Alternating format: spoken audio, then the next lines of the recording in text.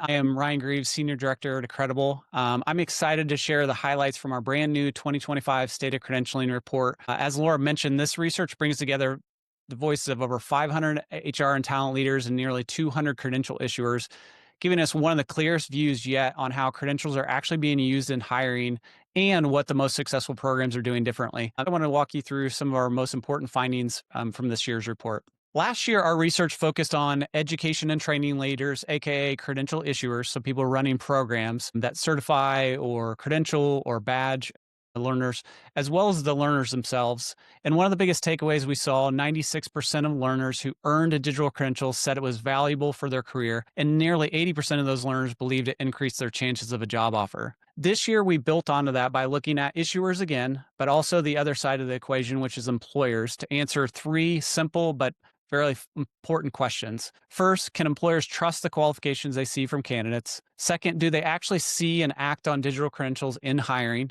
And third, what are issuers doing or not doing to meet those needs? So to get those answers, as I mentioned, we surveyed over 500 HR and recruiting leaders, the 200 education and training leaders about how they design and deliver the programs. And together, these perspectives give us an even sharper view of what it takes to run credentialing programs that deliver outcomes for everyone, right?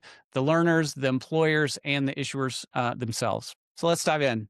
Our first finding is all about trust. Employers tell us that confidence in candidate qualifications is a real challenge. And in fact, 84% of HR and talent leaders said they've caught or suspected a candidate exaggerating their skills or experience. Shocker, especially with AI resumes and all the things going on in that world. And because of that, 95% say they verify skills in at least some cases, and many verify for every single role. And that's just a huge amount of time and resources being spent just to make sure people are who they say they are. What employers are really asking for are better, more reliable signals of capability. And for issuers, this is your opening. Digital credentials, if designed well, can provide that proof and begin to close that gap. Wendy Safstrom, the president of SHRM Foundation, has a really great view, and she shared HR leaders increasingly recognize that skills and competencies are better indicators of job performance than traditional proxies like degrees. Digital credentials provide validator proof of capabilities, giving employers a more nuanced and equitable way to identify top talent. That really speaks to the promise of digital credentials. But recognition alone isn't enough.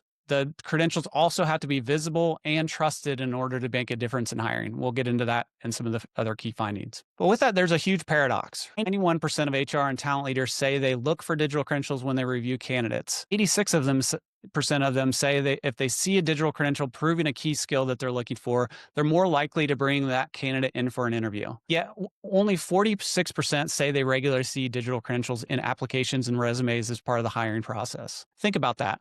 Nearly everyone wants them, but fewer than half ever see them on a regular basis. That means issuers are missing the hiring moment, the exact point when employers are paying attention. Credentials have the power to influence hiring decisions, but too often they're invisible. Yet closing the gap isn't on learners alone. Issuers control two big levers. First, help learners share credentials where hiring actually happens. You need to make it effortlessly for those learners to add them to applications, add them to digital transcripts, add them to LinkedIn, where 87% of HR leaders state they've already searching and or validating skills and credentials on LinkedIn. Simple share prompts, resume ready language, they make the difference between proof and just a logo. Second, help those employers discover your talent. 75% of HR's leaders already use or want searchable directories, yet only 35% of issuers provide them today. That's a massive missed opportunity. Directories and clear sharing guidance can turn credentials into career accelerators and growth engines for your programs. As more learners are using and sharing their credentials, obviously more people see them, they interact with them, and are coming through to your program pages to find out more and or register and enroll. Our third finding is all about clarity. Last year's learners told us they wanted credentials with clear skills and validation. This year, we ask employers what they need, and the answers line up almost perfectly. Employers said the difference between a credential they trust and one they ignore often comes down to the level of detail. They want three things: a clear skill summary in plain language, evidence of mastery like projects, exams, assessments, and third-party endorsements that add credibility. The reality is most issuers aren't delivering. Only about half include evidence of the learning in their credentials. And while 94% of employers say endorsements increase trust, especially from academic institutions, employers, standards bodies, industry associations. Just 31% of issuers provide them out as part of their digital credentials. Without that level of detail and external validation, even a legitimate credential risks being discounted. In other words, employers are asking for stronger metadata. That information that's embedded into the digital credential makes skills, validation, and credibility transparent. But clarity for humans is only part of the story. Proof also has to work for the machines. 60% of HR leaders told us that credentials would be more useful if they were integrated directly into ATS and hiring platforms. But here's the gap. Only 34% of issuers today provide the machine-readable metadata that allows that kind of integration. And we realize integration is definitely a two-sided handshake. Issuers can't fix every ATS limitation, but you can strengthen the signal you control. That means embedding structured metadata, linking evidence of learning, and aligning with recognized frameworks so both people and systems can trust what a credential represents. Human clarity makes a credential meaningful. System clarity makes it truly scalable. And our final finding looks at what separates the most successful programs from the rest. The data is clear. This is 2 years running. Successful issuers are far more likely to have a documented credential frameworks in place. These frameworks act as a blueprint, aligning credentials with learning pathways, ensuring consistency, and making it easier to scale. As you have more credentials, more badges, more departments, and other institutions coming on board, you need to be able to scale without badge sprawl.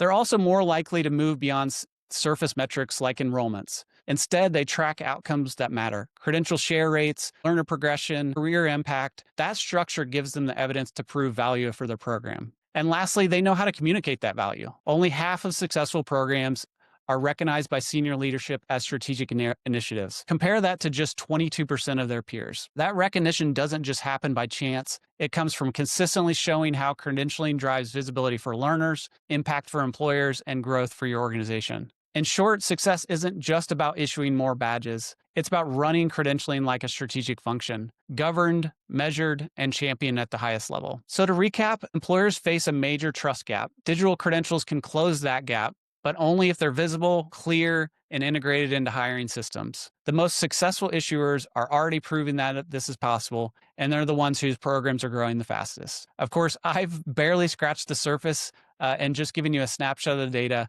There's a ton more in the full report, and I encourage you to dive into that to see all the findings, plenty of examples. It's free, ungated, and available to share with your teams at stateofcredentialing.com.